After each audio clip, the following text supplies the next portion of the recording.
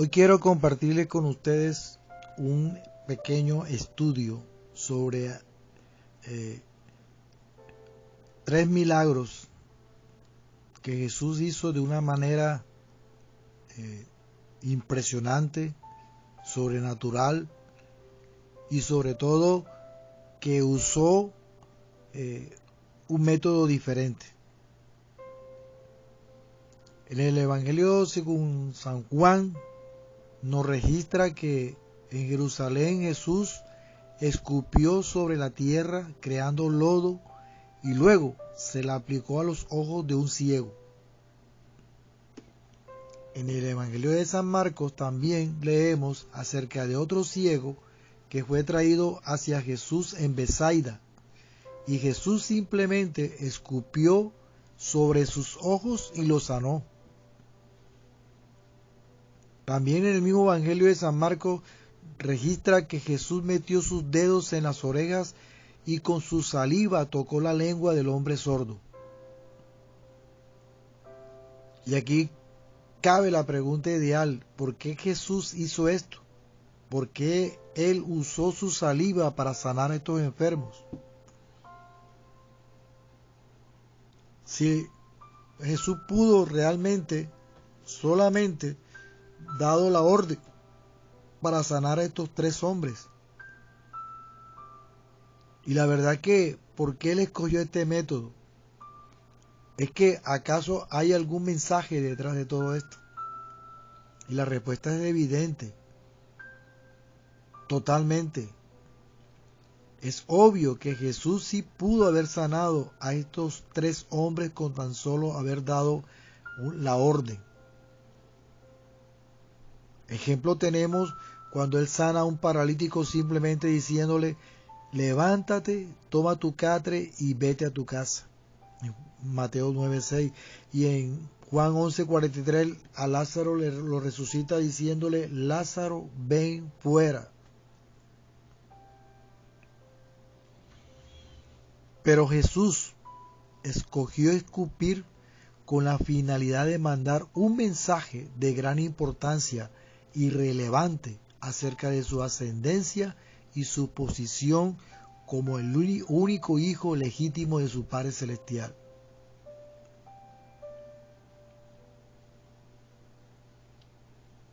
En aquella época, en los tiempos antiguos, era concebible que un hombre tuviera varios hijos con distintas esposas. Ejemplo, Abraham envió lejos a sus esposas e hijos, bien lejos de Isaac, para que éste quedara bien claro que él, Isaac, era su heredero.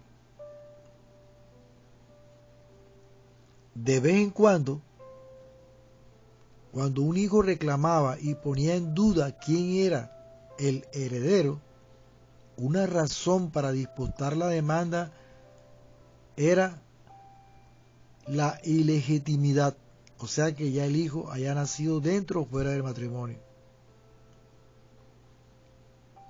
El escritor de la carta a los Hebreos habla de cómo nosotros podemos conocer si verdaderamente somos hijos de Dios. Y la respuesta es porque somos disciplinados por Él, por nuestra actitud y por nuestras obras, porque un hijo ilegítimo no es criado de esta manera. En la tradición judía enseña que en casos de disputa con respecto a la herencia, Dios tenía una prueba que sobrenaturalmente revelaba quién era el heredero legal, el heredero de la autoridad de la primogenitura y la herencia de las propiedades familiares. La gente de aquella época estaban conscientes y enteradas de esta tradición de Israel, la cual decía que la saliva de un primogénito legítimo tenía características curativas contra las lesiones y las enfermedades. Y una vez que la saliva del hijo en disputa ungía el miembro afectado, la sanidad se esperaba que tuviera lugar. Si legalmente él no era el primogénito, la saliva no tenía ningún efecto. Hubo algunos en aquella época del segundo templo que creyeron y siguieron a Jesús, pero también hubo algunos que no. Y lo principal entre sus inquietudes eran los interrogantes acerca de su linaje. Después de todo, José y María reconocieron abiertamente que José no era el padre biológico de Jesús, Mateo 1:25, y también que María nunca había tenido relaciones sexuales antes de estar casada con José, Mateo 1. Sin embargo, Jesús claramente había sido concebido y nacido, y de alguna manera alguien tenía que ser su padre. ¿Pero quién?, se preguntaban ellos. Otro factor que debe de considerarse es el hecho desde el principio los enemigos de Jesús lo insultaban y lo insultaron considerándolo un hijo bastardo. Por ejemplo, en Juan 8:41, los adversarios de Jesús insinuaron que lo veían a él como un hijo de fornicación. Estos ataques muestran el hecho mutuamente aceptado de que José no era el padre biológico de Jesús, mas sin embargo también con estas acusaciones estas personas no lo consideraban a él como un hijo legítimo, ni como primogénito legítimo, y por razones obvias tampoco como heredero.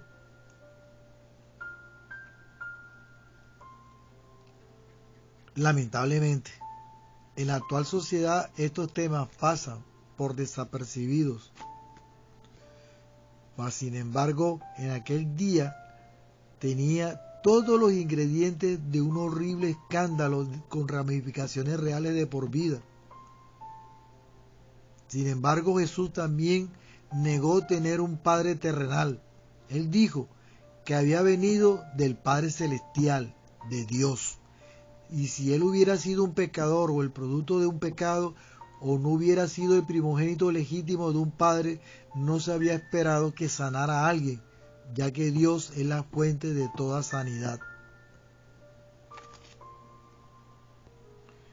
Jesús demostró que su saliva contenía propiedades curativas, y presentando una situación sin salida para aquellos que eran sus detractores y enemigos al sanar al ciego con su propia saliva.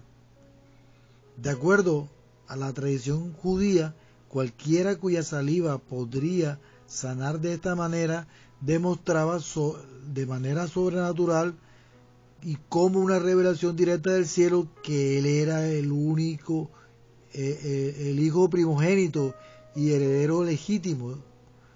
Pero ¿cómo podía Jesús no tener un Padre terrenal y al mismo tiempo demostrar mediante este milagro proveniente del cielo que él era de manera legal el primogénito y el heredero? Esto solo puede tener sentido si sus declaraciones acerca de su procedencia eran verdaderas, que él era el heredero único y verdadero del Padre celestial. Él era legítimo y sin tacha, la fuente de toda sanidad y restauración. Y es debido a esta prueba divina que los fariseos se alborotaron de tal manera que cuando se enteraron de esto, interrogaron al joven ciego que había sido sanado, incluso a sus padres. Mire, prestamos atención a las palabras de los fariseos al interrogar al joven que había sido sanado por la saliva de Jesús. La pregunta que ellos formulaban repetidamente, varias veces, repetidamente, repito, se enfocaba en el método que Jesús usó para sanar al ciego. ¿Cómo te fueron restaurados los ojos? Versículo 10 y el 15 de Juan 9. Y en el verso 26 le volvieron a preguntar, ¿qué te hizo? ¿Cómo te fue restaurado? ¿Cómo te restauró los ojos? Esta serie de preguntas formuladas por los fariseos fue porque ellos quedaron sin palabras y asombrados de que Jesús, a quien ellos falsamente acusaban como hijo de fornicación, había sanado un ciego con su propia saliva, es decir, Jesús, para este tiempo, ya había hecho muchos milagros y los fariseos estaban conscientes y enterados de esto, pero este milagro confirmaba que él realmente era quien dijo ser, el Hijo de Dios, el primogénito del Santo Padre Celestial. Por eso los fariseos, perturbados, deseaban matarle. Por esta razón surgió de parte de ellos la serie de preguntas hechas al joven que había sido sanado por la saliva de Jesús. Y llegaron a tanta insistencia que el joven terminó diciéndole: se los he dicho varias veces y ustedes no escuchan. ¿Por qué quieren oírlo otra vez? Este milagro fue especial, pues confirmó lo dicho por Jesús, cerrando la boca de todos aquellos que falsamente lo acusaban como hijo de fornicación.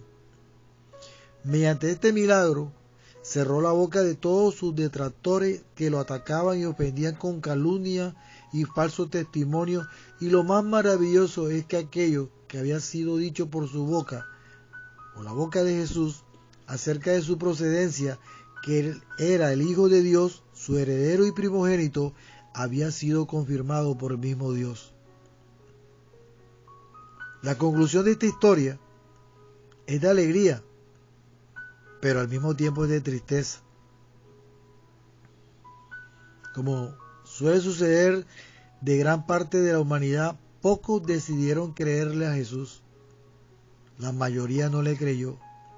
El hombre ciego que fue sanado por medio de su saliva creyó, pero la duda expresada por las otras personas manifiesta que ellos no creyeron y no pudieron armonizar el conflicto. Ellos le dijeron al ciego que había sido sanado: nosotros sabemos que Dios ha hablado a Moisés por no sabemos, pero no sabemos de dónde viene. Juan 9:29. La procedencia de Jesús no fue resuelta en sus mentes ni en sus corazones. Su reclamación como el primogénito de Dios fue validada sobrenaturalmente por su Padre, por el mismo cielo, pero ellos aún no creyeron lo que sus oídos escucharon y lo que sus ojos vieron. Isaías 6:10. A causa de que ellos declararon tener la habilidad de poder ver con claridad, permanecieron ciegos de la identidad de Jesús, su naturaleza y el propósito que él tenía para venir a la tierra. Este procedimiento que Jesús usó para sanar al ciego reveló quién realmente era Jesús.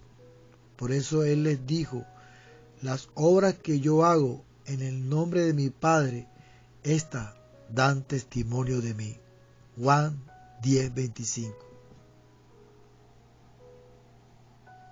Bendiciones.